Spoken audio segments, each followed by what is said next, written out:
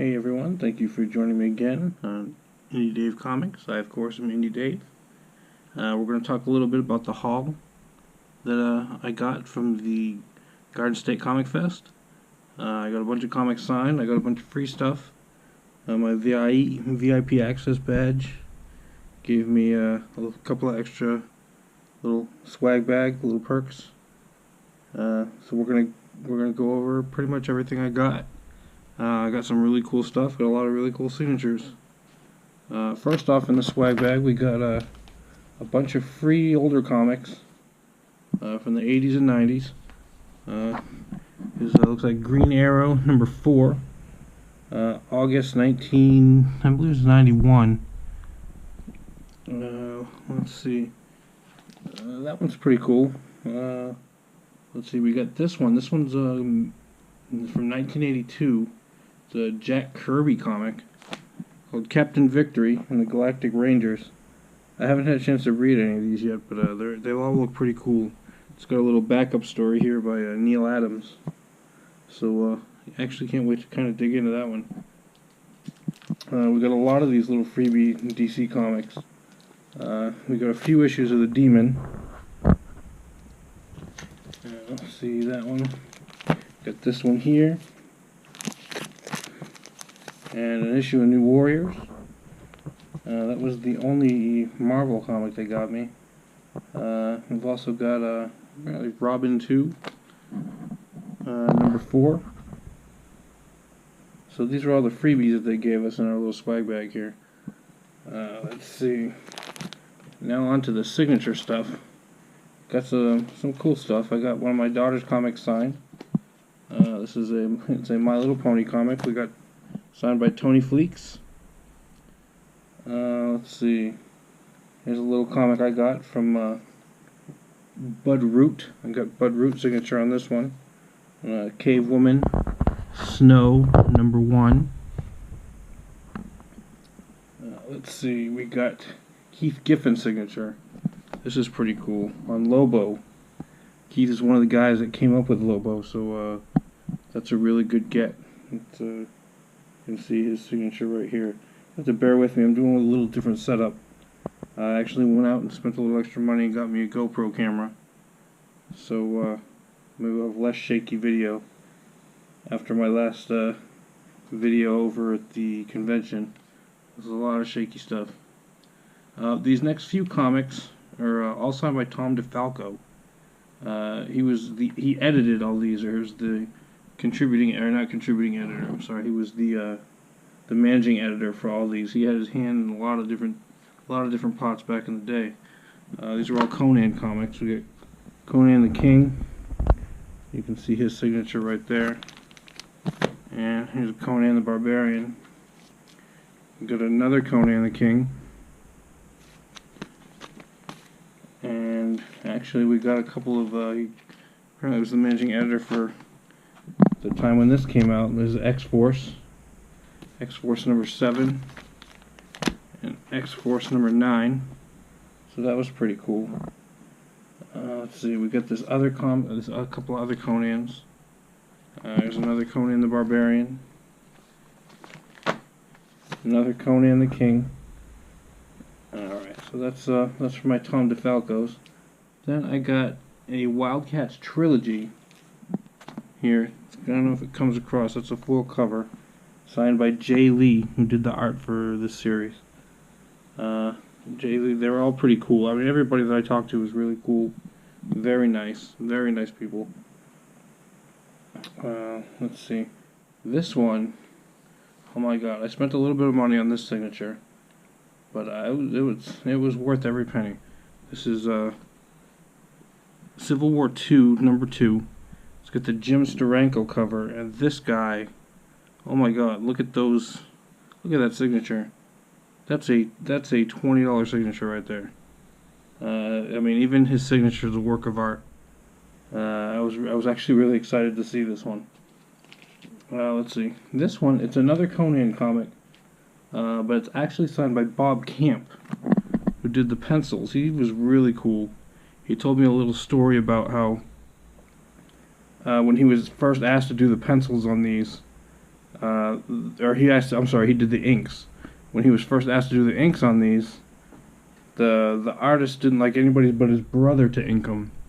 So what he would do is he studied how his brother inked and tried as much as he could to ink like his brother. And he met him sometime later at a convention or something, and the guy he introduced himself. He's like, "Hey, I'm so and so. I'm making your comic." And he's like, "Oh yeah, you're the guy that's trying to ink like my brother." So it was a pretty. It was a fun little story. Let's see. This is one of my big gets.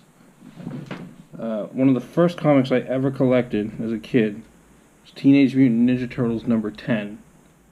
A few years ago I sold my whole collection of all my comics, and unfortunately number 10 went with it. But what I got was, I managed to pick up a number 11. I actually had a little bit of Twitter controversy about this cover some time ago. There was some argument over whether over the race of April O'Neil.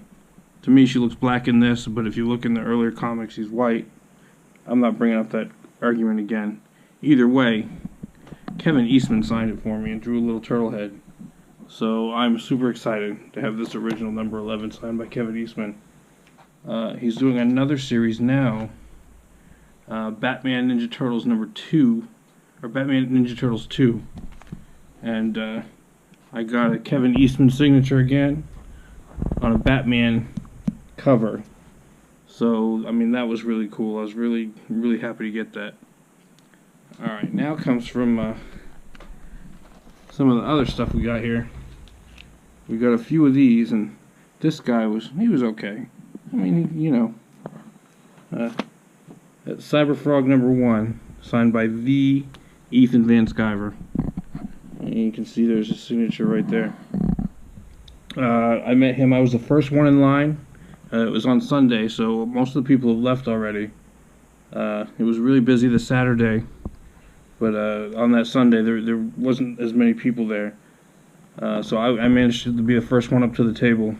Shook his hand, introduced myself, and my son was there with me and was like, "Hey, my dad hasn't let me read these." And Ethan was like, "Don't, they're stupid."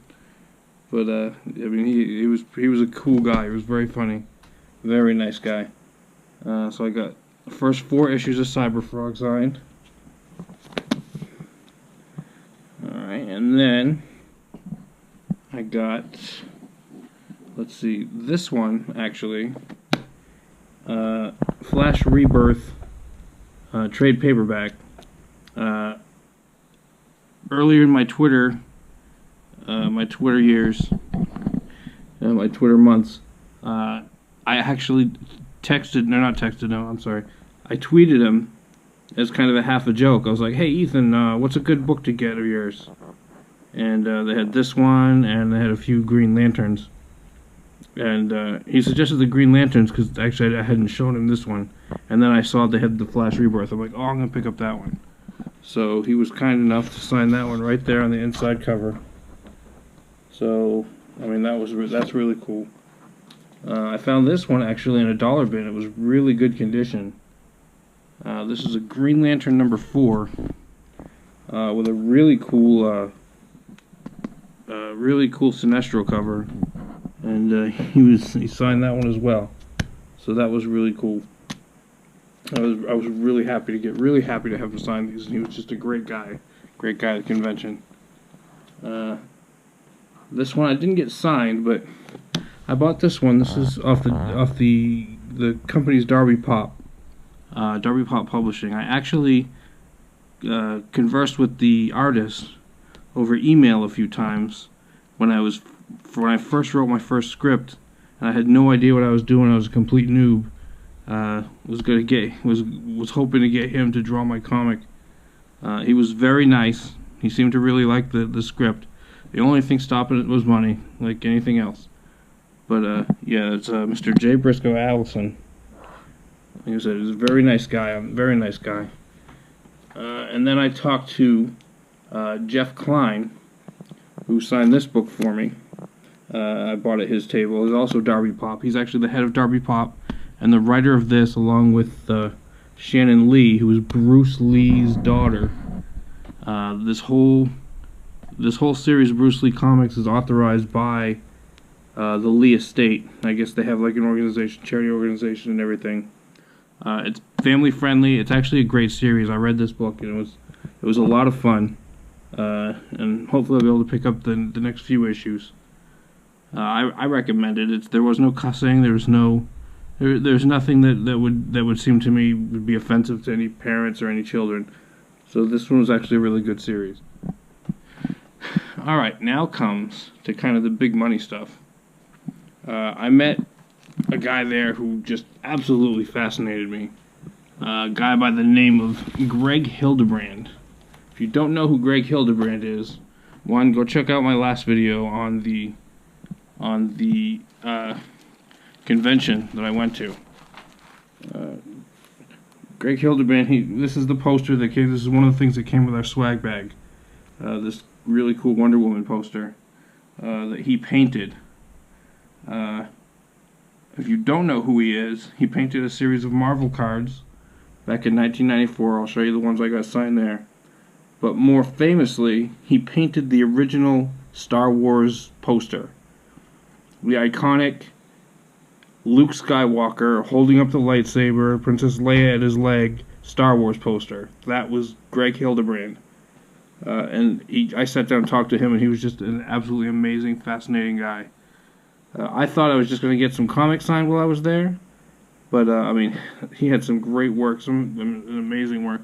And what he does before he does his paintings is he does a sketch-up of what he's going to do. And I bought one of his sketches, and this is just, oh my god. It's just a really great pose, really good. I mean, this isn't doing it justice. This is a really good sketch of the Thing. And I'm not particularly a big, Fantastic Four fan or whatever, but this picture just caught me and stuck with me. You can see it's in New York. You can see the Twin Towers in the background. And, he signed it right there.